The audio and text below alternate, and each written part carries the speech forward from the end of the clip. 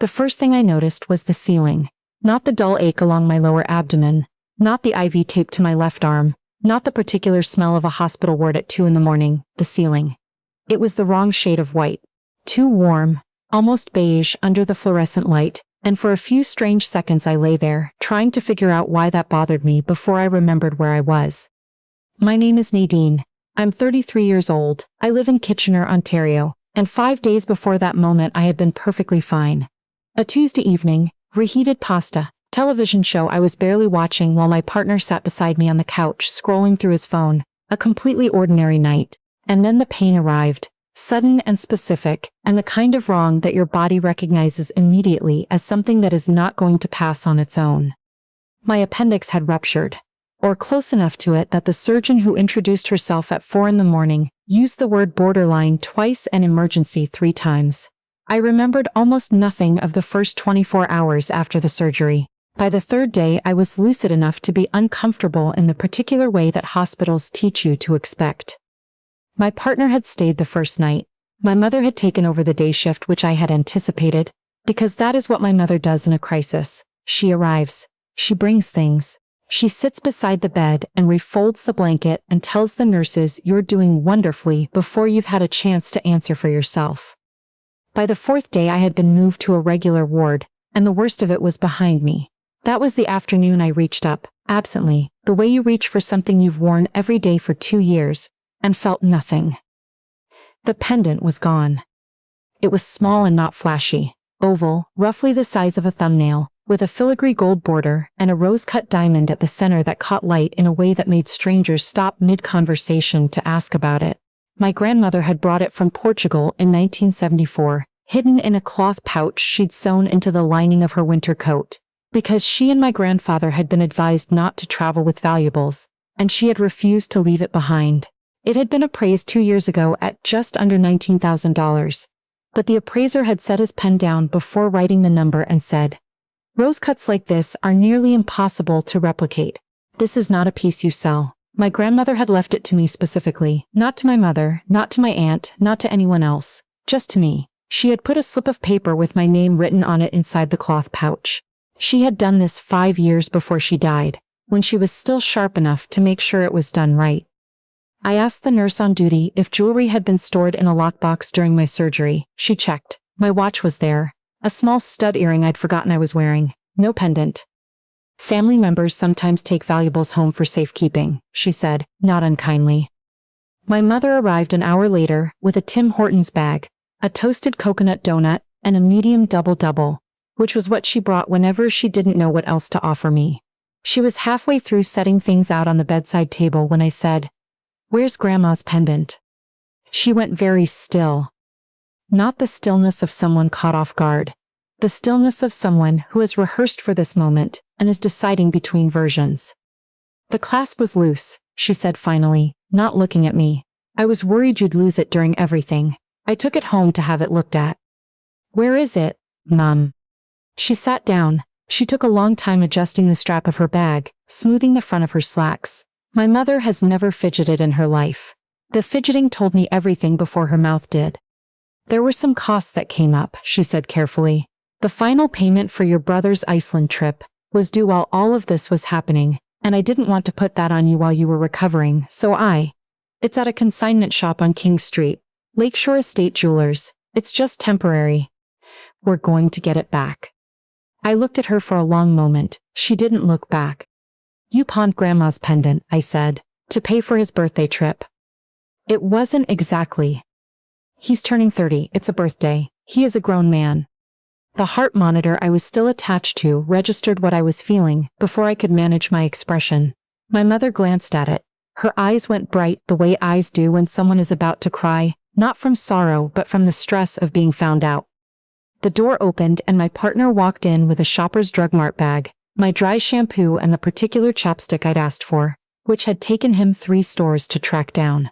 He looked at my face, then at my mother's, then set the bag on the windowsill, with the careful deliberateness of someone who has just read the temperature of a room and is choosing not to change it yet.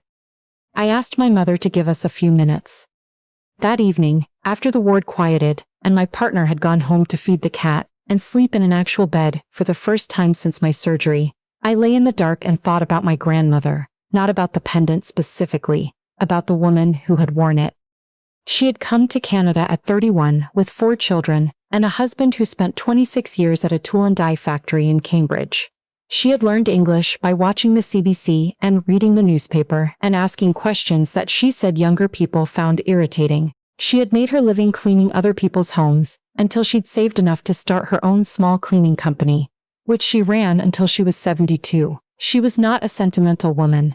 She was practical and exacting, and when she gave you something, she had meant it.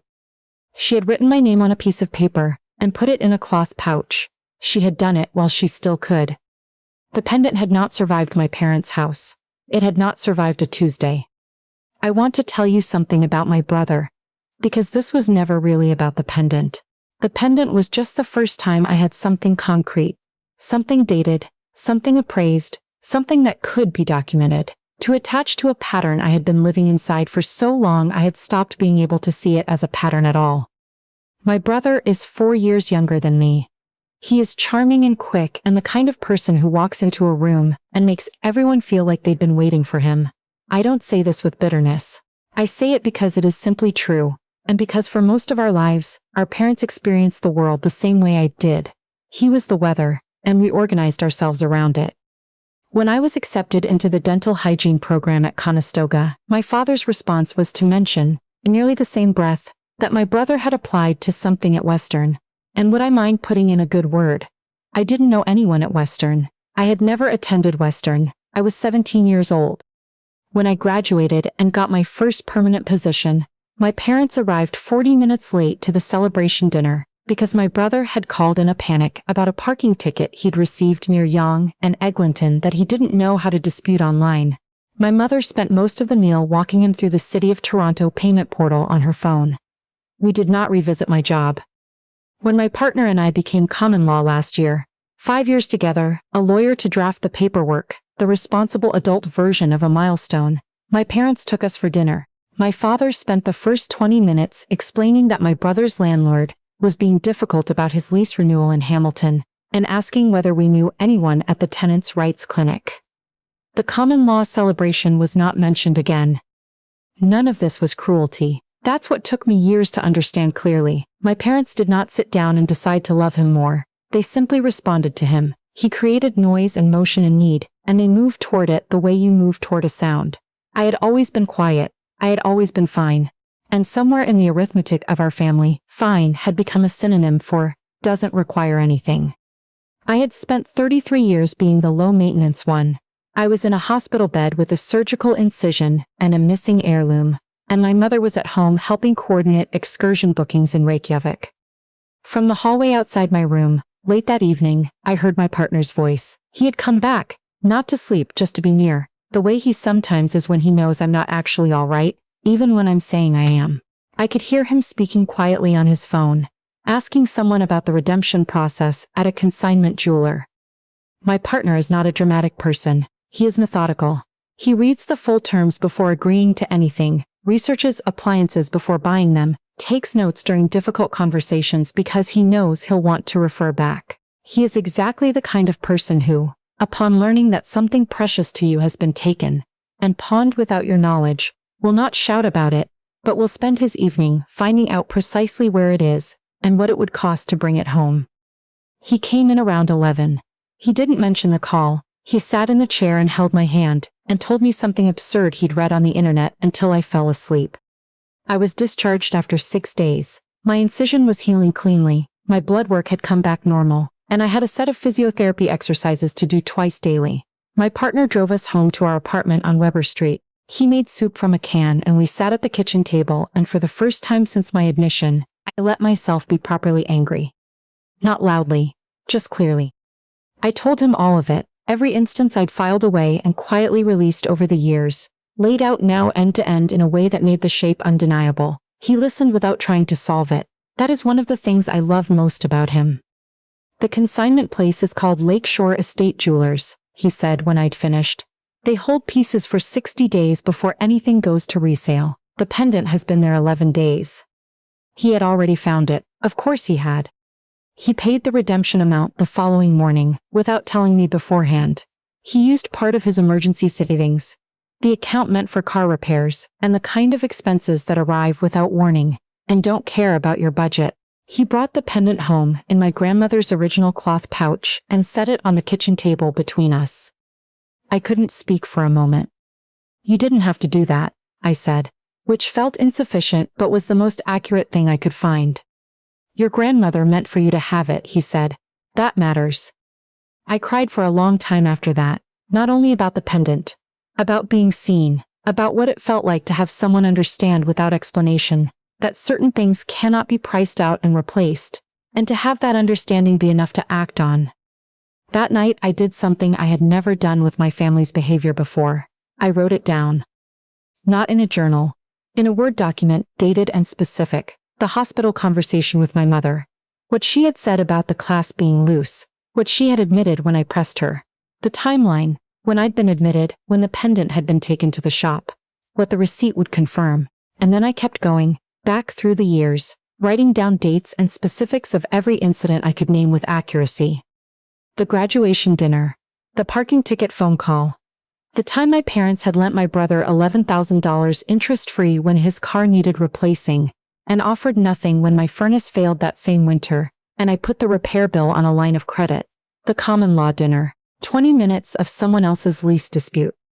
Writing it down felt like being finally permitted to count something that had always been treated as uncountable. I called a friend of mine who had completed her paralegal certification after her divorce had rerouted her entire career plan.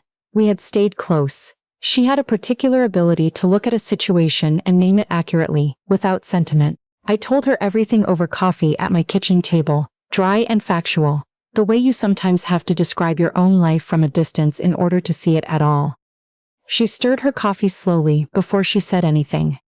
"Taking the pendant without your consent and pawning it. That's conversion," she said. "That's what it's called legally.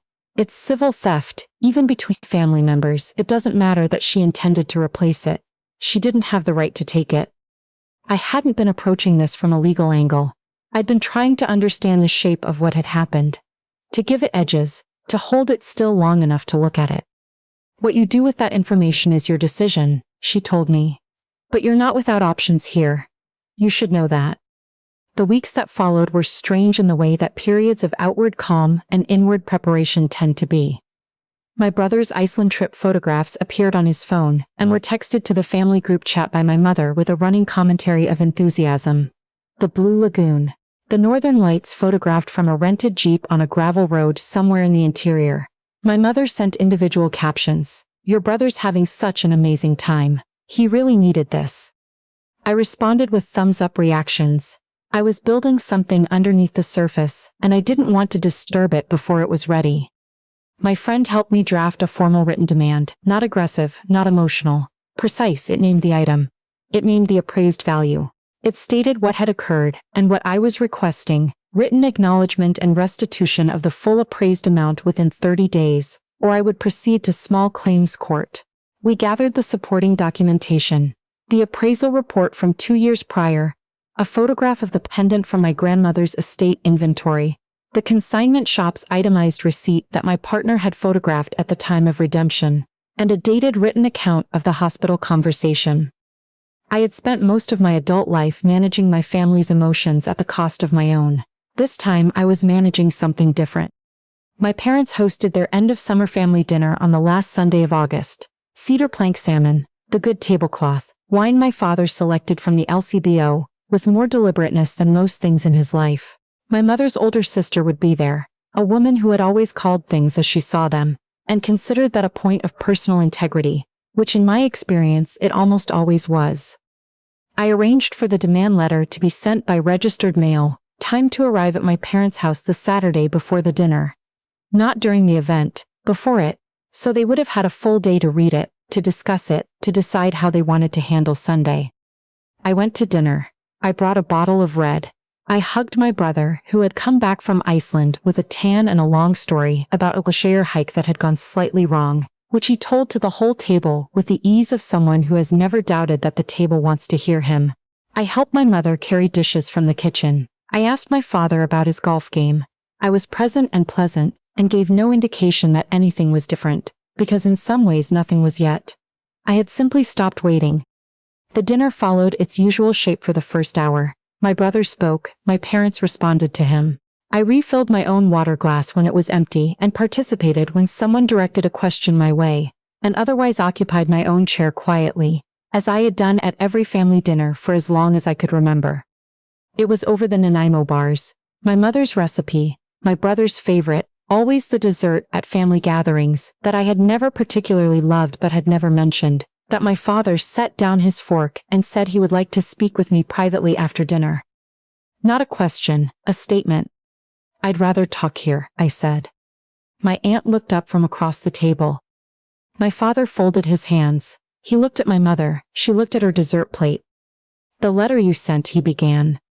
The demand, I said, gently, the way you correct a small factual error in passing. Yes, your mother and I have discussed it. We want you to know we fully intend to make this right. We were going to replace the pendant. We never meant for any of this to. You took it while I was in surgery, I said, and you didn't ask me. We're family, he said, the way people say it when they want a single word to carry more weight than any word can. We help each other through things. You helped him, I said, with my grandmother's pendant, while I was unconscious in a recovery room. My aunt set her fork down with a small, deliberate sound. She used my father's name the way that family members do when they already know the answer and want it confirmed out loud anyway. Then, please tell me that the pendant from Mai isn't involved in this. Nobody answered her, which was itself an answer. The table changed in that moment. Not with shouting, no one raised their voice. But the quality of the air shifted, became specific and weighted, the way it does when something real has surfaced through the careful arrangement of a social occasion and cannot be pushed back down. My brother looked at me from across the table, and for the first time all evening, perhaps for the first time in longer than I could measure, he wasn't speaking. He looked like someone sitting inside a discomfort he had been choosing not to examine. I saw the pouch on the hall table, he said, quietly to no one in particular. Last spring. I thought it was strange. Mum said you'd asked her to hold on to it. I was in the hospital, I said. He looked at the tablecloth. I know, I should have called you directly. I'm sorry, Nadine. It was the most straightforward thing he had said to me in years, offered without preamble or performance. My mother began to cry in the way she cries, when events have exceeded her ability to contain them. My father tried to explain. The deposits had been non-refundable. The trip had been half paid. Canceling would have meant losing several $1,000s, and humiliating my brother in front of the friends he'd invited, and they had told themselves the situation was temporary, that I would never need to know. His voice moved through several registers before settling on something quieter, and then he said the thing that had been the truth of my entire life in our family, spoken plainly for probably the first time. You've always handled things. You've never needed us the way your brother has. There it was, not an accusation, stated almost with relief, like a man who had finally found the word he'd been reaching for. I know, I said. I've always handled things. And you treated that like permission. My mother said, through her tears, that I was being unfair, that I didn't understand the full picture, that families went through difficult periods and made mistakes, and I was turning this into something larger than it needed to be. I'm not making it larger, I said. I'm just not making it smaller than it actually is, not anymore. I pushed back from the table. I hadn't prepared a speech. I had thought about this moment for weeks, and what I had decided was that I didn't need one. I needed one honest thing, said simply and without apology. The 30 days start from when you receive the letter, I said. After that I'll file in small claims. I don't want to do that, but I will. And until I'm treated like a full person in this family, not the easy one, not the capable one, not the one who doesn't require anything, I need some distance. Not out of anger, out of self-respect. I thanked my mother for dinner. I said goodbye to my aunt, who caught my hand at the door, and held it for a moment without speaking, which communicated everything that needed communicating. My partner was waiting in the car. He didn't ask how it had gone. He could see how it had gone. He drove and I watched the neighborhoods pass. The big maples along the residential streets beginning to catch their first edge of color, the particular gold of early September in southern Ontario. And I felt something I hadn't expected. Not relief exactly. Something quieter, the specific feeling of a thing being allowed to be the size it actually is. The days that followed were not simple or cinematic. My father called on a Wednesday evening. He didn't attempt to justify anything this time. He said, "I was wrong. The pendant was yours and we should have asked you. I'm sorry." He came to our apartment the following Saturday alone, and sat at the kitchen table and wrote a check for the full appraised amount and set it in front of me, and said only that it was what was owed. My mother called 2 weeks after that. Her apology came wrapped in context. "You have to understand what we were dealing with, and the pressure we were under," appeared more than once. But underneath the self-protection there was something real, and I accepted it for what it was. Partial, careful, genuinely meant in the places she could reach. You take what's real and you work from there. My brother and I met for coffee on a gray October afternoon. He bought both our drinks and didn't attempt to explain himself at length, which I appreciated. He said he had always known, somewhere underneath the way things worked in our family, that they didn't work equally. He said he hadn't examined it because examining it would have meant giving something up. He said he wanted to do differently. I said I appreciated that. We left it there, which was the only honest place to leave it. Healing in a family is not a single moment. It doesn't resolve the way a piece of music resolves, with everything returning to where it started and landing neatly. It's smaller than that. A phone call answered. A dinner where someone remembers to ask how you are without needing to be reminded. The accumulation of small choices to notice the person who has spent a long time making herself easy to overlook. I wear the pendant again, every day. It sits at the base of my throat the way it always has, and sometimes in the evening light I look at it and think about the woman who kept it through everything she kept it through.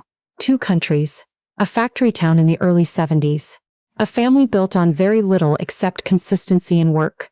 She had written my name on a piece of paper and put it in a cloth pouch and meant it completely. And for a while, the people who raised me had forgotten that meaning was something that required protecting.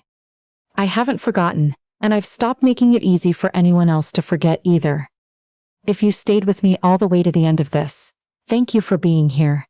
I'd love to know what you would have done in my situation. Tell me in the comments, and I'll see you in the next story.